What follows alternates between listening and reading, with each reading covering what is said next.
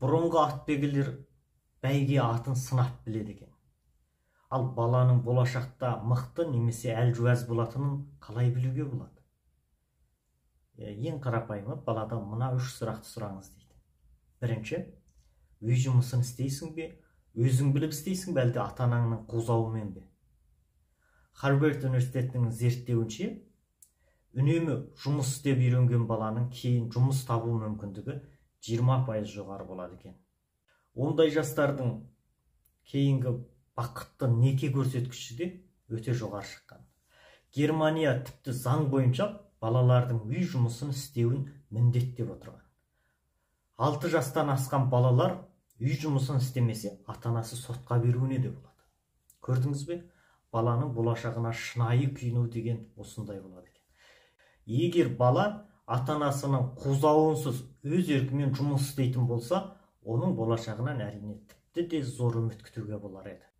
Екіншісі, сен ерте тұрасың ба деп сұраңыз. Бір баланың уақытқа деген көзқарасы мен түсінігі оның болашағын белгілейді. Уақыт ұғымы жоқ адам еш уақыт табысқа жете алмайды. Бір күнің қалай өтсе, бір жылың да солай өтеді. Сабақ кезінде мәжбүри ояну мен демалыс кезінде өздігінен ерте тұрудың мәні басқа. Өздігінен ерте тұрып, сергек жүретін адамдардың бір күнде тындыратын ісі әрине көп болады. Ал бала ересейгенше осы әдетін сақтаса, мықтылардың қатарынан көрінді деп есептеңіз. Үшінші, сен батылсың ба деп сұраңыз. Қолымнан келмей қалады-ау деп қорқасың ба? Бұл өмірде табысқа жеткендердің барлығы шетінен өзгеше ақыл парасат иелері болмауы мүмкін. Бірақ олар асқан тәуекелшілдер. Жеңіліс пен сәтсіздіктен, елдің күлкі етуінен қорықпайтындар ғана аса ірі істерге тәуекел етеді.